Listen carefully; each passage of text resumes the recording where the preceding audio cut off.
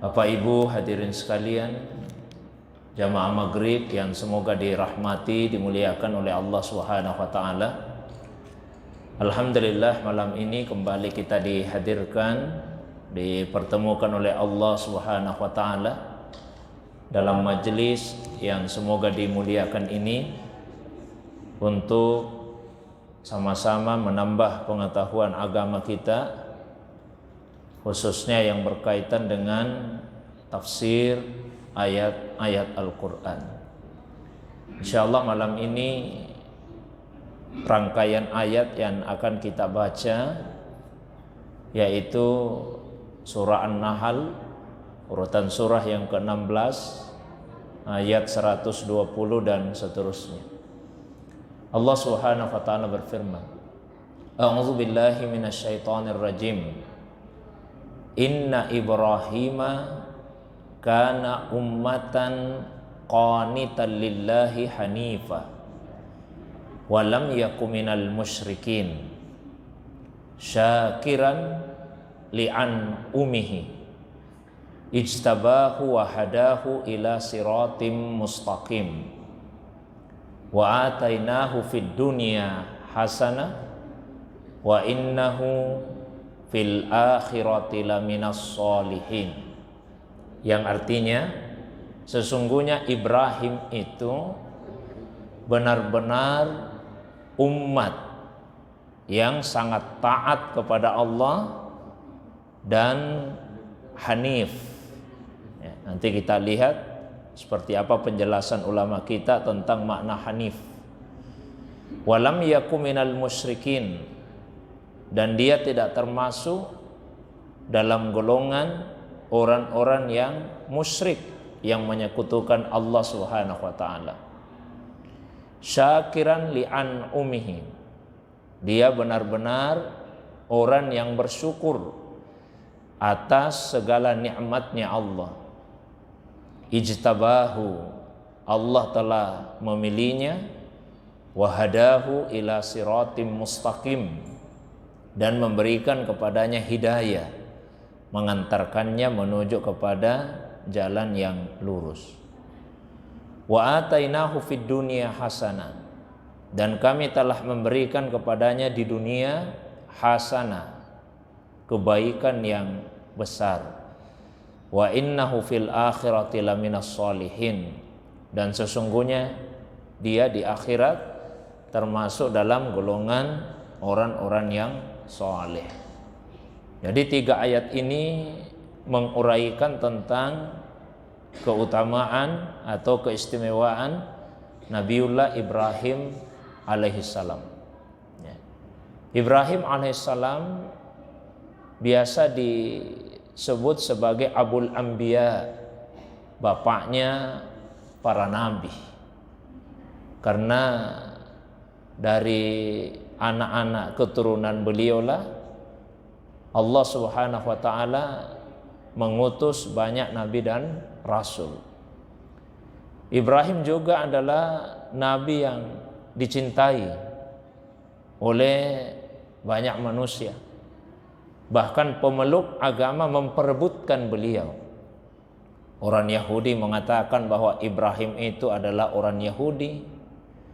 Orang Nasrani mengatakan bahwa Ibrahim itu orang Nasrani. Bahkan orang-orang musyrik pun mengatakan bahwa Ibrahim itu adalah nenek moyang mereka. Maka Allah tegaskan dalam Al-Quran, "Ma kana Ibrahimu Yahudiyya wala Nasraniyya, walakin kana hanifan muslima wa ma kana minal musyrikin." Tiadalah Ibrahim itu orang Yahudi, dia juga bukan orang Nasrani, tapi beliau adalah seorang yang hanif, orang yang lurus, muslimah, dan berserah diri kepada Allah Subhanahu wa taala, dan dia bukan orang yang musyrik. Di ayat ini Allah tegaskan, inna, sesungguhnya Ibrahim itu kana ummatan, adalah umat, arti harfiahnya begitu. Kata umat berasal dari kata amma ya ummu. yang mengandung beberapa makna, di antaranya menuju, bertumpu, meneladani. Dari kata itu jugalah kemudian muncul kata imam, ya. Karena imam itu adalah orang yang diharapkan bisa dijadikan sebagai teladan. Kepadanya lah tumpuan harapan itu diletakkan, dan jamaahnya, makmum yang mengikutinya, ya tentu akan selalu berusaha untuk menuju kepadanya. Dari kata itu pula muncul kata ya, yaitu ibu, karena ibu itu adalah harapan dari anak-anaknya. Kepada ibulah anak-anak itu kemudian menuju, ya, menggantungkan harapan-harapan mereka. Nah, kata ummah menunjukkan banyak individu, banyak orang di dalamnya. Tapi di ayat ini disebut Ibrahim itu adalah umat. Yang dicerita cuma Ibrahim alaihissalam. Mengapa demikian? Di dalam kitab Lataiful Isyarat, satu kitab tafsir yang bercorak tafsir isyari, yaitu metode yang digunakan oleh para ulama sufi, karena tafsir ini ditulis oleh Imam Al-Qushairi. Nah, beliau mengemukakan beberapa alasan mengapa di ayat ini Ibrahim itu disebut ummah, padahal dia seorang diri. Di antaranya disebutkan bahwa ijtama'a fihi, telah terhimpun pada diri Nabi Ibrahim itu al-khisalu al-mahmudatu, aneka macam sifat-sifat yang terpuji. Ma yakunu, yang sifat-sifat terpuji ini terdapat pada satu umat itu secara mutafarrikan, secara terpisah-pisah. Jadi ada banyak sekali sifat-sifat terpuji yang dimiliki oleh Nabi Ibrahim. Sifat-sifat itu terpisah-pisah pada beberapa orang. Nanti banyak orang baru bisa memiliki aneka macam sifat tersebut. Sementara pada Nabi Ibrahim yang seorang diri, semua sifat itu terhimpun pada dirinya. Maka seakan-akan beliau menjadi satu umat. Juga disebutkan bahwa karena beliau mengesahkan Allah, ketika umatnya pada saat itu semuanya musyrik, menyekutukan Allah, maka seakan-akan beliau menjadi satu umat yang tersendiri, satu umat yang terpisah, yang berbeda dengan umatnya yang ada pada waktu itu. Nah, itu diantara alasan dikemukakan oleh ulama kita, khususnya di kitab Lataiful Isyarat tersebut. Beliau adalah qanitan lillah. Qanit artinya yang sangat tekun, yang sangat tunduk, yang sangat taat beribadah kepada Allah Subhanahu wa ta'ala. Selain itu beliau orang yang hanif. Kata ini pada dasarnya mengandung makna condong kepada sesuatu. Tapi dia juga bisa dimaknai dengan lurus. Awalnya kata hanif itu merujuk kepada telapak kaki. Telapak kaki kanan misalnya condong kepada kaki kiri, dan telapak kaki kiri juga ada kecondongannya kepada kaki kanan. Sehingga justru dengan model seperti itulah maka seseorang bisa berjalan dengan lurus. Nah, jadi kata hanif bisa dimaknai dengan kecondongan kepada tauhid. Hanif juga bisa dimaknai sebagai yang lurus. Nabi Ibrahim adalah nabi yang hanif, nabi yang lurus, nabi yang condong kepada tauhid, kepada keesaan Allah Subhanahu wa ta'ala. Walam yakum minal musyrikin, dan beliau sama sekali tidak termasuk dalam golongan orang-orang yang musyrik. Kemudian sifat lainnya yang dimiliki oleh Nabi Ibrahim, syakiran li'an umihi, syakir, mensyukuri nikmatnya Allah. Dalam kitab yang sama, syakir itu bahkan diposisikan lebih tinggi daripada sekedar bersyukur. Karena yang disebut dengan syakir justru orang yang menyadari ketidakmampuannya untuk bersyukur. Ya, jadi orang yang sadar dia tidak bisa untuk benar-benar bersyukur kepada Allah Subhanahu wa taala. Karena yang bisa membuat dia bersyukur itu sejatinya adalah Allah Subhanahu wa taala. Allah yang memasukkan ke dalam hatinya sehingga dia mampu punya keinginan untuk mensyukuri nikmat yang dikaruniakan oleh Allah Subhanahu wa taala kepada dirinya. Kesyukuran diawali dari iktiraf, adanya pengakuan di hati bahwa semua nikmat datangnya hanya dari Allah saja. Jadi jangan pernah menyandarkan satu nikmat apapun itu kepada usaha sendiri. Kita punya harta, jangan mengira harta itu kita peroleh karena kerja keras kita. Kita punya ilmu, jangan menyangka ilmu itu kita peroleh karena hasil belajar kita. Kita punya jabatan, itu bukan karena pendekatan-pendekatan yang kita lakukan atau karena kita punya masa. Ya. Semua nikmat itu hakikatnya datang hanya dari Allah saja. Itu tahap pertamanya, iktiraf, ada pengakuan di hati nikmat datang dari Allah. Kemudian yang berikutnya sana bil lisan, memuji Allah melalui lisan, minimal dengan mengucapkan alhamdulillah. Dan yang ketiga menggunakan nikmat tersebut sebagai sarana untuk mendekatkan diri kepada Allah Subhanahu wa taala.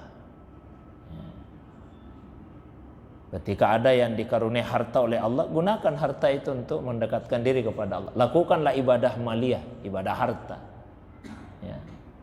Ada yang diberi ilmu oleh Allah, gunakan ilmu itu sarana untuk mendekatkan diri kepada Allah. Dikasih jabatan, gunakan sarana untuk mendekatkan diri kepada Allah. Selain itu, gunakan nikmat tersebut untuk memberikan manfaat yang sebesar-besarnya kepada sesama. Itulah puncak kesyukuran.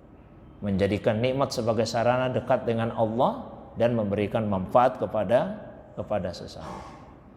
Jamaah maghrib yang dirahmati, dimuliakan oleh Allah Subhanahu wa taala. Ijtabahu, Allah yang memilihnya, ya, memilih Nabi Ibrahim. Pertama beliau dipilih sebagai satu di antara sekian banyak nabi.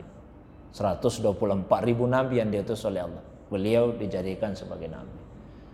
Dari 124.000 tersebut dipilihlah 313 rasul. Nabi Ibrahim dipilih masuk di dalamnya. Kemudian dari 313 rasul itu 5 orang dipilih menjadi rasul ulul azmi. Nabi Ibrahim termasuk di dalamnya. Bahkan beliau juga di dalam Al-Quran ditegaskan wattakhazallahu Ibrahima khalila. Allah telah menjadikan Nabi Ibrahim sebagai khalilnya, kekasihnya yang dekat. Itu karunia-karunia yang Allah berikan kepada Nabi Ibrahim alaihissalam. Ya, puncaknya dijadikan sebagai khalil. Bahkan tidak ada nabi yang setiap hari kita sebut namanya selain Nabi kita Muhammad SAW, kecuali Nabi Ibrahim alaihissalam. Tiap hari kita sebut namanya beliau.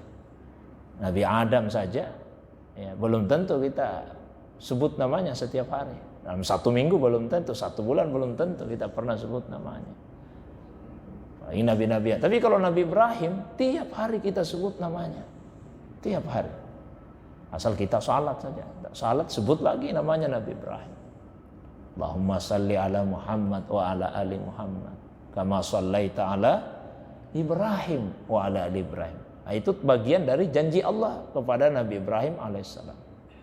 Ya, kami akan mengabadikan namamu untuk orang-orang yang datang setelahmu. Ijtabahu, beliau dipilih oleh Allah SWT. Wahadahu ila siratim mustaqim, dan diberi hidayah, diberikan petunjuk menuju kepada jalan yang lurus. Sebagian ulama memaknai ya, diangkat dan dimuliakan kedudukannya. Wa atainahu fid dunya hasanah, Allah memberikan kepada Ibrahim kebaikan yang melimpah, kebaikan yang agung di dunia. Namanya harum di dunia. Ada nabi Pak dipuji sebagian orang tapi dicela oleh sebagian orang yang lain. Tapi Nabi Ibrahim dipuji oleh semua manusia. Ya.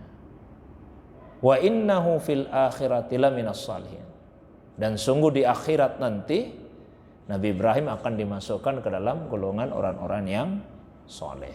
Nah, ini 3 ayat pertama menguraikan tentang keistimewaan Nabi Ibrahim alaihissalam. Setelah itu dilanjut 1 ayat lagi. Summa auhayna ilaika. Setelah itu kami wahyukan kepadamu ya Muhammad. Allahumma shalli wa barik. Jadi setelah diuraikan Pak, 3 ayat itu sifat-sifat kemuliaan Nabi Ibrahim. Kemudian kami wahyukan kepadamu ya Muhammad. Anit tabi' millata Ibrahim. Apa itu yang diwahyukan oleh Allah? Ittabi' millata Ibrahim. Ikutilah millahnya Ibrahim. Ikuti ajaran yang dibawa oleh Nabi Ibrahim alaihissalam. Hanifa. Jadi ikuti millah, ajaran yang dibawa oleh Nabi Ibrahim alaihissalam. Agama yang hanif itu, agama yang lurus. Maka Nabi SAW mengatakan, bu'istu bil hanifiyatis samha. Saya diutus oleh Allah SWT dengan membawa agama yang hanif dan agama yang toleran. Wa ma kana minal musyrikin. Dan dia bukanlah orang yang musyrik. Tentu banyak pelajaran yang bisa kita petik dari rangkaian ayat ini.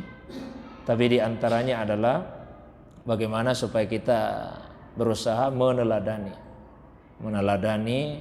orang-orang yang soleh, apalagi nabi-nabi Allah Subhanahu wa taala pada sifat-sifat yang terpuji yang mereka miliki.